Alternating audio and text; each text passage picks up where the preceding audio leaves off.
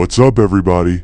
Welcome back to the second episode in the history of this channel, the Sophomore Janx. It is my honor and my privilege to be here, and I hope this finds you doing well and living your best life. After the success of our inaugural session, the most logical thing to do was put out a follow-up. This is it. I called it the Sophomore Janx because that first one was lightning in a bottle, a success that cannot be duplicated. So, I'm not even going to try. I'm just going to regurgitate some mindless drivel and throw it up at the wall and see if it sticks. Much like a chimp in a zoo cage hurling his own feces. Yeah, the creative process is something like that. True story. But what you as my viewers need to know is that the plan for sobriety is still full steam ahead and is a rousing success. I was already abstaining from alcohol and quitting weed was easy, but the cigarettes are proving to be a bitch. This doesn't surprise me. Quitting cigarettes has always been a strain on my mental health. It's also alarming how it exposes what an addict I am. I have resorted to sucking on those generic cinnamon discs to curb my cravings. Suck on them. It's probably not the best advised way to go, but mostly I try not to think about cigarettes at all. Out of sight and out of mind. In fact, it's incredibly risky to even be writing this. Oh shit, quick. Let's switch gears. Chill vibes. I hope you guys are digging this background. It is from my old YouTube channel, Amateur Barbarian. It's basically years of gaming, going all the way back to when I first started streaming. This is one of the Catfire Club adventures. I'm talking about the OG version. Me, Merlin, and Cat. Those days will never be duplicated. This is from the video, Pink Emperor Getaway Car, where I was the wheelman in one of the slowest cars in the game for a Lester mission. You want to talk about chill vibes? Those guys were the definition of chill vibes. I didn't know them in real life, but we were brothers in gaming. The three of us made multiple billions in GTA heists back when that was a thing. It's been 40 days and 40 nights since I've even touched a dual shot controller. My focus is on my future, my next career. That was why quitting weed was mission critical, because in April, I'm going to truck driving school. You see, that is how everything ties in. The need for solitude, the wanting to get away from people, and the need to work and live on a truck while just banking the money and keeping my personal overhead low.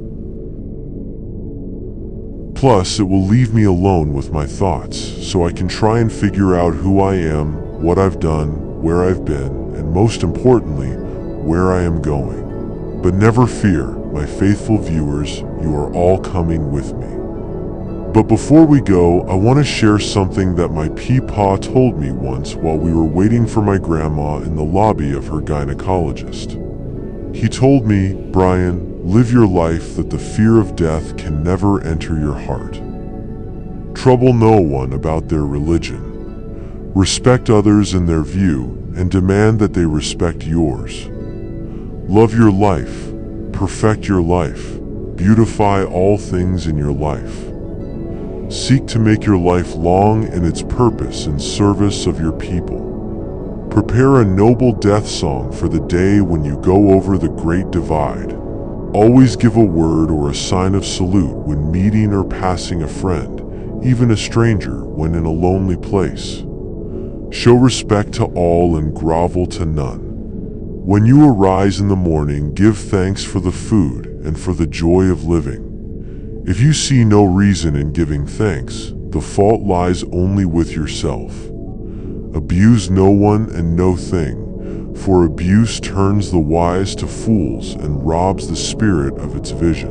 When it comes your time to die, be not like those whose hearts are filled with the fear of death, so that when their time comes they weep and pray for a little more time to live their lives over again in a different way.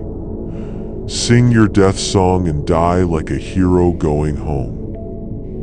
I know that is some dense verbiage for one to digest, but let's consider the source.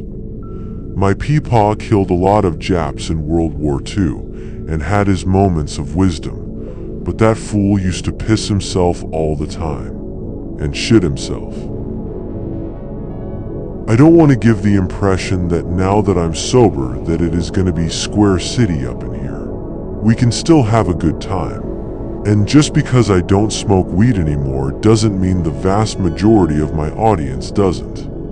If it's the soothing and tingly ASMR quality of my voice or the quality storytelling that brought you here, I guess if you're this deep into the instantly forgettable Busted Nut Abortion second episode, I guess you've earned the right to hear a story. But before we get too deep, let's change this background.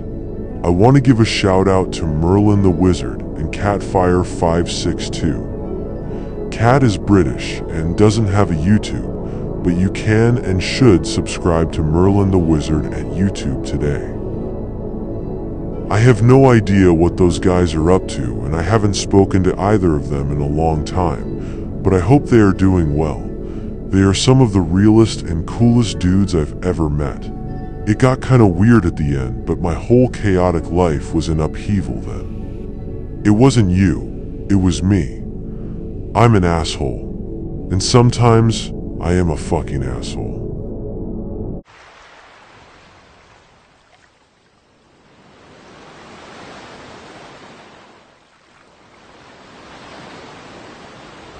There, this background is more our speed and fitting for the story I want to tell. It's not necessarily a weed story, but rather a drug story, and should serve as a cautionary tale for any wannabes lurking in my fan base like the plankton that they are. This story takes place in 2004, in a time when raves were kind of on the way out, but I was still hitting them up, because that was where all the psychedelics were at. LSD, mushrooms, ecstasy, you name it. If you wanted to trip out, raves were the place. I can't say one way or the other about EDM. I could explain in a million different ways why I don't like it, but let's just say it's not my cup of tea. I do like some techno, probably because I was born in Germany. I'm not German, just born there. So most raves were illegal and were set up clandestinely in abandoned factories and shit around town. So you had to get a flyer, call a number and get a password, and then call another guy, give him the password and get the location. But anyway, after jumping through all the hoops, me and my best friend Above Average Adam stumbled into this Buick Regal that I used to bomb around in and headed out to this rave. We were liquored up and bluntly weeded as we got onto Loop 375. It was this main highway that had just recently been completed, and more or less connected the northeast and east sides of El Paso, Texas. There was a great empty chasm of desert between the two. No buildings or houses, just earth. It took about a half hour to cross it if you were doing the speed limit, which we were. The 5-0 and the state troopers loved to hide out there and catch speeders flying around a bend, but we managed to get there without any incidents. And it wasn't like we didn't have reason to fear local law enforcement. Not only were we drunk and stoned, but each of us had a massive sugar cube dipped in some high-grade LSD wrapped in aluminum foil. Triple dipped. The guy who sold it to me had promised when I bought it from him. I had no doubt to its potency, as he always had supplied quality junk. It was one of those rare occasions where I was going to a rave because I had drugs, not the other way around. I was planning on ducking into one of those trip-out rooms rather than the dance floor proper, but it would have been good vibes. It was being held in this old church that was scheduled for demolition near Yarborough and Montana Avenue.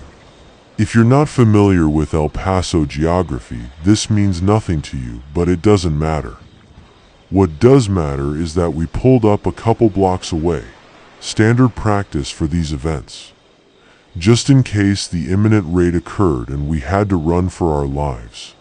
Adam and I were sitting there in the Buick, listening to Do You Feel Like We Do by Peter Frampton.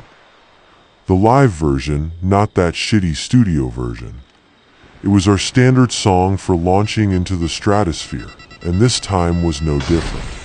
We took our doses. Everything is chill, these gray hunks of sugar are dissolving on our tongues, and we're essentially like 20 minutes from liftoff. That should give us enough time to walk over and get oriented.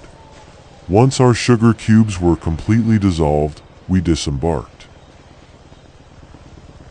We're walking down some sketchy-ass industrial side street, and I could hear the bass line and repetitive chords of music sounds better with you, by Stardust faintly in the distance. And I don't know, it seemed like it happened all at once. Suddenly, the ghetto bird. I knew it was the ghetto bird before it turned its blinding spotlight on. I didn't have to see it to know that it was the church they were raiding. A trio of cop cars went speeding off in that direction with their lights flashing and sirens blaring. Adam and I froze in the alley. Without verbally communicating, we both skulked back to the Buick once the coast was clear. We knew we had about 20 minutes before we both turned into wild animals, and we didn't really have many contacts on the east side. The northeast was our stomping grounds. I made the command decision to try and make it back to our side of town via the loop, even though I knew it was mathematically impossible to do so, no matter how fast I went. I braced for the deluge. I could already feel it tingling up my spine.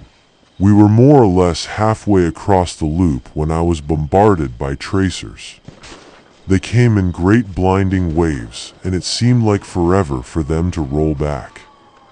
Anytime a car passed us on the opposite side of the highway, I could see a million sets of headlights.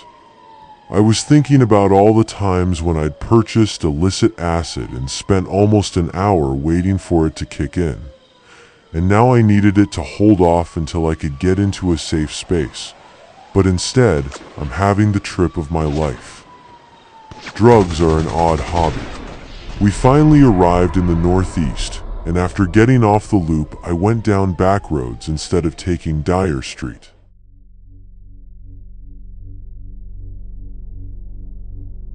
So back then, me and Adam shared this shitty little 2-bedroom apartment in this complex on Wren. I have no idea what it's called now. But once upon a time, the houses were called Village Green. 2004 was my second time living there. It had a different name then too. When I made the turn onto Wren off of Waverly Drive, I was full on peeking. Now for the uninitiated, contrary to popular belief, acid doesn't make you see things that aren't there. Like pink elephants or whatever the fuck ever. Instead, what LSD does is take what you are normally seeing and digests them, absorbs them. And in the process, it tricks your brain into seeing textures on existing images. For example, I've had trips where everything looked and felt like reptile scales. Once, I swore on everything that Adam's skin felt like jelly, and I kept poking him cautiously with a single index finger and immediately recoiling. It drove him nuts, almost giving him a bad trip. If you see him around, call him Jelly Watson. He'll get it. So I was frying balls, as we used to say. From my skewed perspective, everything had a thin layer of fur on it, kind of like a short-haired dog. People and things looked like that, and when I pulled into my assigned parking spot, the outside of the car felt like that too. I'm not even fucking joking with you, man. It was like giving your Aunt Misty's Jack Russell Terrier a back rub. I ran my hand along a concrete wall on the way up to the apartment, and it felt exactly like that. We had a head full of acid and nothing to do. Adam had inherited his dad's old vinyl, and we were listening to records like it was 1973. But in my drug-addled state, I started noticing Strawberry Alarm Clock, Vanilla Fudge, in the Atlanta Rhythm section. Slayed. Then I saw Paul Revere and the Raiders and lost it. I was like, dude, what the fuck do you even have these for? He defended himself by stating that they weren't even his records. I don't know what was going on with Adam. He was just sitting there rocking slowly in a recliner, having put on some mirrored sunglasses. I was leafing through the vinyl separating the healthy bands from the sick. But the more I looked at Adam, the more I realized that he was silently crying. I mean, not making a peep. I don't know who mentioned it first, probably me, but I don't want to, ascribe quotes. The suggestion was made to go to Denny's, and I thought it was a great idea. And Adam must have concurred despite the streams of tears down his cheek and into his well-shaped chinstrap beard. But from my point of view, he was covered with fur, like Teen Wolf. We decided to walk. I don't really remember much about walking through the side gate of the apartment complex and coming out behind the newly abandoned Kmart on Dyer, except that I was still kind of aghast that he had such schlock in his record collection. The Denny's was right across the street from the Kmart, and crossing all 4 lanes of Dyer outside of a crosswalk was like a live-action game of Frogger. We walked into the little entryway room and through the inner door when Adam suddenly stopped walking. I kind of elbowed him from behind in the kidneys and was like, "Go dude," or whatever, but then I noticed why he'd frozen in the doorway.